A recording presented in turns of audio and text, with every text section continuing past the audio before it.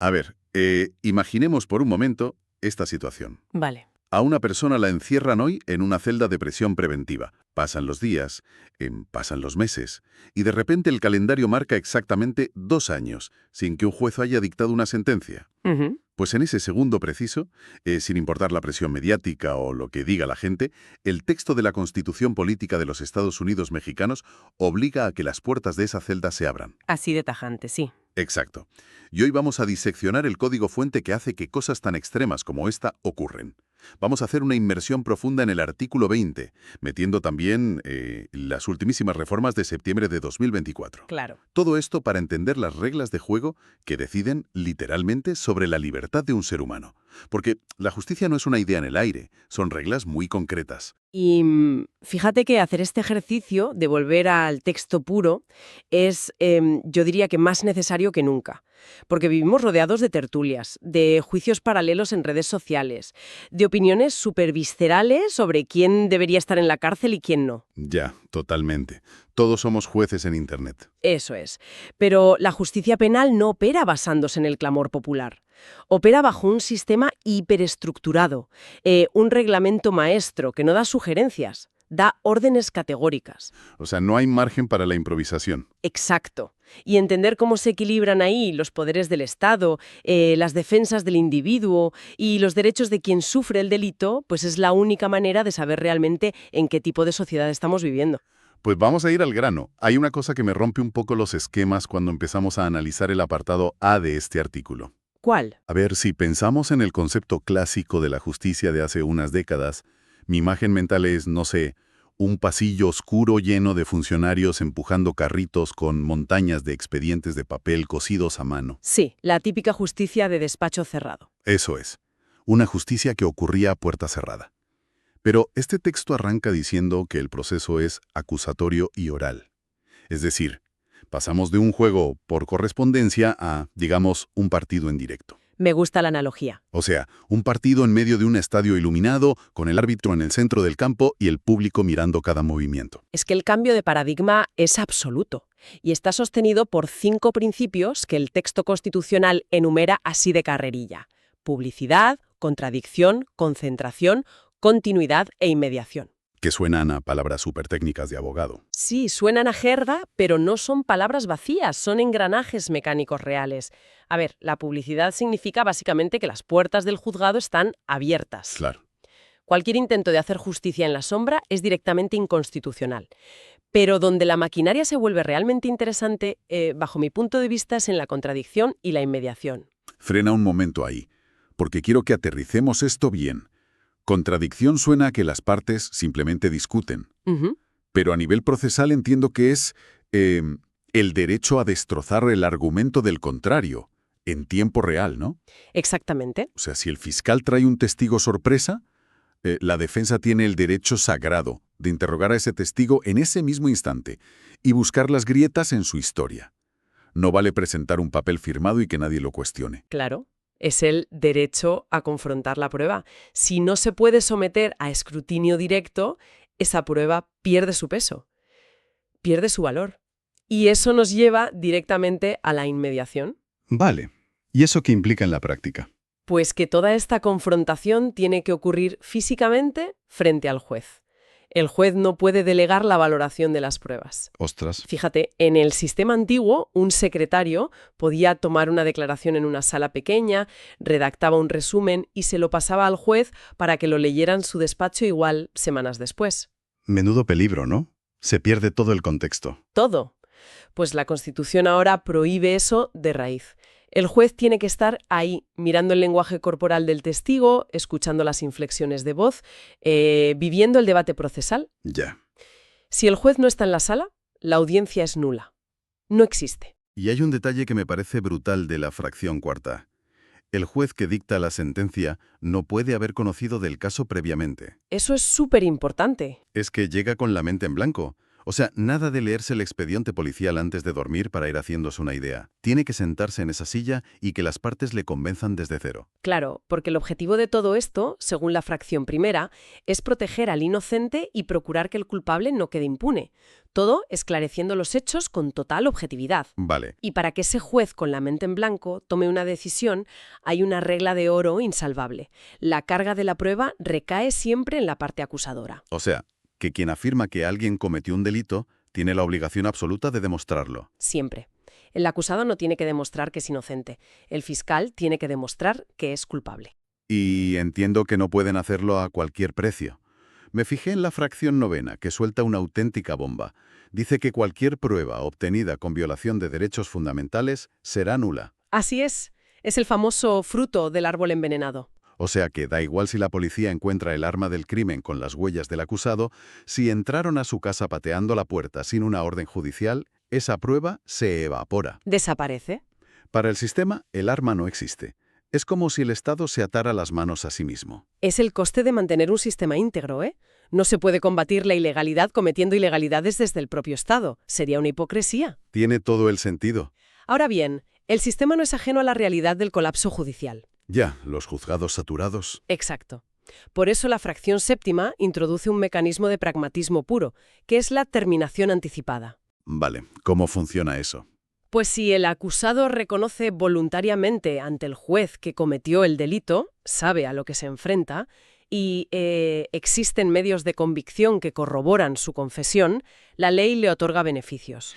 Es una manera de descongestionar la maquinaria, supongo. Totalmente. Se evita un juicio largo, un juicio costoso, y a cambio, el inculpado obtiene una reducción en la pena. Todos ganan, entre comillas. A ver, me has pintado un escenario donde el tablero es transparente, todo se discute a la luz del día y el Estado tiene prohibido hacer trampas con las pruebas. Eso en la teoría. Pero seamos realistas. Cuando toda la maquinaria investigadora de un país se pone en marcha contra un individuo, la transparencia no parece un escudo suficiente frente a semejante gigante. Claro, impone muchísimo. ¿Qué herramientas reales de supervivencia tiene la persona que se sienta en el banquillo de los acusados? Porque, leyendo el apartado B del artículo 20, parece un catálogo de chalecos antibalas. Lo fascinante aquí es que la primera capa de ese blindaje es el principio más grande de todos, la presunción de inocencia. Y esto rige desde el preciso momento en que a alguien le ponen las esposas. Ya, nadie es culpable hasta que se demuestre lo contrario. Y de ahí se derivan derechos inmediatos, guardar silencio, por ejemplo, y la Constitución añade un candado clave. Ese silencio no puede ser utilizado en su contra. O sea, nada de que quien calla otorga. Para nada. Esa frase hecha no tiene validez legal. Además, la prohibición de incomunicación, de intimidación o de tortura es absoluta. De hecho, la Constitución dice textualmente que una confesión rendida sin la asistencia de un defensor carece de todo valor probatorio. Así es. O sea, si a alguien lo meten en un cuarto aislado, lo presionan y firma un papel admitiendo todo, pero su abogado no estaba respirando el mismo aire en esa habitación, ese papel es papel mojado. Literalmente papel mojado. Porque el derecho a la defensa adecuada no es una recomendación, es una obligación del sistema. Claro. La persona elige libremente a su abogado desde el momento de la detención. Si no quiere o no puede pagar uno, el Estado está obligado, y repito, obligado, a proporcionarle un defensor público. O sea, que la prisión no puede prolongarse un solo minuto, argumentando que el acusado no tiene dinero para pagar honorarios u otros trámites legales. Exacto. La cartera no puede ser la medida de la libertad. Y hablando de medir la libertad, aquí entramos en el terreno minado del reloj constitucional. Estar en prisión preventiva es una anomalía enorme en un sistema garantista. Totalmente. Tienes a una persona legalmente inocente, encerrada en una celda, sufriendo el mayor castigo posible del Estado, mientras se decide si realmente lo merece o no. ¿Qué evita que alguien se quede ahí eternamente esperando un juicio? Los plazos de la fracción séptima marcan el ritmo exigido. A ver, la persona debe ser juzgada antes de 4 meses si la pena máxima del delito no excede los 2 años de prisión. Y antes de 1 año si excede ese tiempo. Vale, ¿y si no se cumplen esos plazos? Pues el freno de emergencia real, la verdadera línea roja del sistema, está en la fracción novena, en los límites de la prisión preventiva. Ese es justo el ejemplo con el que arrancamos el análisis de hoy, el famoso límite de los 2 años. Exacto. La prisión preventiva jamás puede exceder el tiempo máximo de la pena que fije la ley para el delito, y bajo ninguna circunstancia puede ser superior a 2 años. Ostras, es un límite duro. Las puertas de la celda, tal cual. Tal cual. El proceso judicial continúa, por supuesto. Se le pueden imponer otras medidas cautelares, como no salir del país, presentarse a firmar cada semana o llevar una pulsera electrónica. Pero el sujeto afronta el resto de su juicio en la calle. Es un mandato que obliga a la maquinaria estatal a moverse rápido. Y aquí es donde la actualidad choca de frente con el texto, porque las reformas del 15 de septiembre de 2024 ponen el dedo en la llaga con este asunto. Se le ha añadido un párrafo interesantísimo sobre la responsabilidad de los jueces cuando se incumplen estos plazos. Sí, fíjate, el nuevo texto dice que si se cumple el plazo y no se ha dictado sentencia, el órgano jurisdiccional está obligado a dar aviso inmediato al Tribunal de Disciplina Judicial y, muy importante, justificar las razones de la demora. Frena, frena. ¿Me estás diciendo que el sistema ahora obliga al juez a delatarse a sí mismo ante sus jefes disciplinarios y va lento? Básicamente, sí. Porque normalmente el peso cae sobre el acusado que se fastidia en la celda o sobre el fiscal que no investiga a tiempo. Pero con esta reforma es la propia Constitución diciéndole al juez que si se retrasa en decidir sobre la vida de esa persona, va a tener que dar explicaciones muy formales. Y transfiere una presión enorme hacia la eficiencia del propio Poder Judicial. Ya no basta con decir que, hay sobrecarga de trabajo y la justicia va lenta. Hay que fundamentar el retraso ante un órgano de control. Claro. Es una evolución clarísima hacia la vigilancia de los propios garantes del sistema. Es un mecanismo de rendición de cuentas que antes no existía. A ver, ahora todo esto que hemos hablado suena muy civilizado, ¿verdad? Sí, sobre el papel es un sistema muy equilibrado. El Estado persigue, el juez es neutral, el acusado está protegido por su abogado, los tiempos medidos al milímetro. Pero claro, el sistema penal no siempre se enfrenta a ciudadanos comunes cometiendo delitos ordinarios. ¿Qué pasa cuando el adversario tiene ejércitos privados, capacidad de corromper o asesinar autoridades y recursos ilimitados? ¿Te refieres al crimen organizado? Me refiero al crimen organizado, porque al leer el texto en esta parte parece que de repente cambian de canal y las reglas mutan por completo. Pues mira, la mejor manera de entender esto es ver al sistema judicial como el sistema inmunológico del Estado. ¿Vale? En condiciones normales tiene reglas muy estrictas para no atacar células sanas, es decir, para proteger los derechos de los ciudadanos comunes. Pero cuando detecta una amenaza existencial, un virus letal y asimétrico como es la delincuencia organizada, induce una fiebre. Entra en estado de shock. Entra en un estado de excepción legal para poder sobrevivir. La Constitución suspende temporalmente ciertas garantías ordinarias porque reconoce que, de no hacerlo, las estructuras criminales destruirán el propio tablero de juego que hemos descrito. Es que el contraste asusta un poco, la verdad. Veníamos de alabar que todo tiene que ser abierto y que la contradicción es intocable. Y de repente leo en la fracción tercera del apartado B que, tratándose de delincuencia organizada, el juez puede autorizar mantener en reserva el nombre y los datos del acusador. Testigos anónimos, sí. Es que ¿cómo te defiendes de un fantasma? Es una tensión brutal. La Constitución busca equilibrar los derechos humanos individuales con la necesidad de supervivencia del Estado. Piensa en el derecho a la defensa frente al derecho a la vida del testigo. Ya, claro. Si obligas a que el nombre del acusador sea público en un caso de, digamos, un cartel de drogas, ese acusador amanece muerto al día siguiente. Evidentemente. No llega vivo al juicio. Y la excepción va más allá. En la fracción quinta se permite que las actuaciones de la fase de investigación puedan tener valor probatorio pleno en el juicio si hay riesgo vital para los testigos. O sea, lo que decíamos antes de que todo se tiene que hacer frente al juez, aquí se rompe. Claro, normalmente lo que ocurre en comisaría o en el despacho del fiscal no sirve por sí solo para condenar. Hay que repetirlo y debatirlo frente al juez.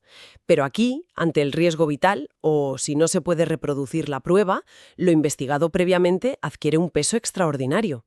Y luego está el mercado de información, ¿eh? Porque la ley ofrece beneficios a favor del inculpado que preste ayuda eficaz para investigar y perseguir delitos de delincuencia organizada.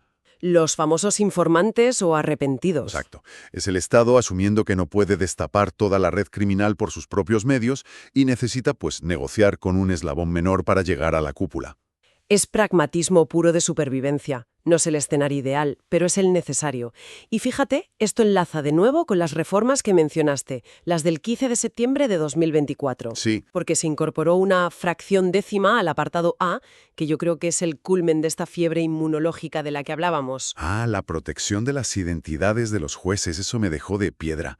Jueces sin rostro. Eso me suena, no sé, a medidas extremas de países en guerra en los años 90, en Italia o en Colombia. Pues ahora está en el texto constitucional de México.